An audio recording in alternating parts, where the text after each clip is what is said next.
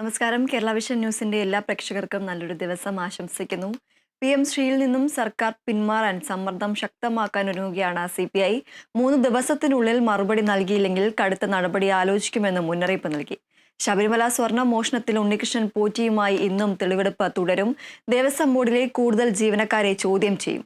വിവാദമായ ഷീർനിഗം ചിത്രം ഹാൾ ഇന്ന് ഹൈക്കോടതി കാണും. സംസ്ഥാനത്ത് ഇന്ന് 2 ജില്ലകളിൽ മഞ്ഞ മുന്നറിയിപ്പ് പ്രഖ്യാപിച്ചു. സംസ്ഥാന സ്കൂൾ അത്ലറ്റിക്സ് മീറ്റിൽ ഇന്ന് 17 ഫൈനലുകൾ നടക്കും. തുടങ്ങി പുതിയൊരു വാർത്താ ദിനത്തിൽ നിരവധി വാർത്തകളാണ് നമുക്ക് മുന്നിലുള്ളത്.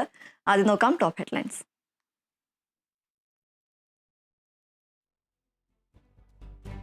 ശബരിമലയിലെ സ്വർണ്ണ മോഷണത്തിൽ ഉണ്ണികൃഷ്ണൻ പോറ്റിയുമായുള്ള തെളിവെടുപ്പ് തുടരുന്നു. ബംഗളൂരുവിലുള്ള പോറ്റിയുടെ വീട്ടിൽ പരിശോധന നടത്തും.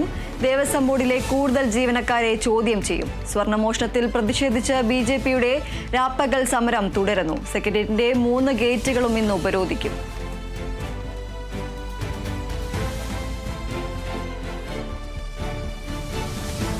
PM ശ്രീ പദ്ധതിയിൽ നിന്ന് പിന്മാറാൻ സമ്മർദ്ദം ശക്തമാക്കി CPI.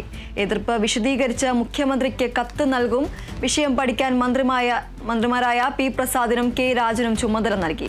തിങ്കളാഴ്ച നടക്കുന്ന CPI എക്സിക്യൂട്ടീവിൽ തുടർ നീക്കങ്ങൾ ചർച്ച ചെയ്യും.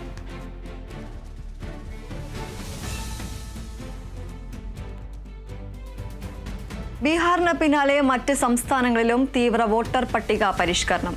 കേരളത്തിലെ നടപടികൾ നവംബർ 1 ആരംഭിക്കും. തമിഴ്നാട്ടിലും പുതുച്ചേരിയിലും പരിഷ്കരണം കൊണ്ടുവരും. ആദ്യഘട്ടത്തിൽ നടപ്പാക്കുക 10 സംസ്ഥാനങ്ങളിൽ. തീരുമാനം മുഖ്യ തെരഞ്ഞെടുപ്പ് ഓഫീസർമാരുടെ യോഗത്തിൽ.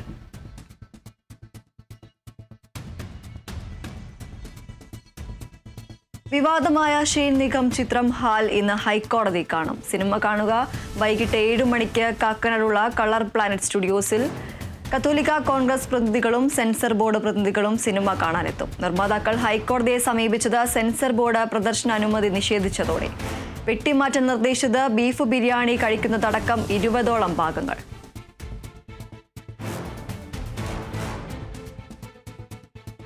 സംസ്ഥാന സ്കൂൾ ഒളിമ്പിക്സിൽ ഇന്ന് 17 ഫൈനലുകൾ.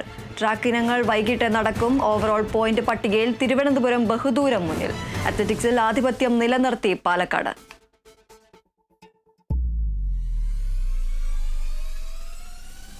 ഇന്ത്യ ഓസ്ട്രേലിയ ഏകദിന പരമ്പരയിലെ അവസാന മത്സരം ഇന്ന്. പരമ്പര കൈവിട്ട ഇന്ത്യ ഇറങ്ങുന്നത് ആശ്വാസ ജയം തേടി. മത്സരം രാവിലെ 9 മണിക്ക് സിഡ്നിയിൽ.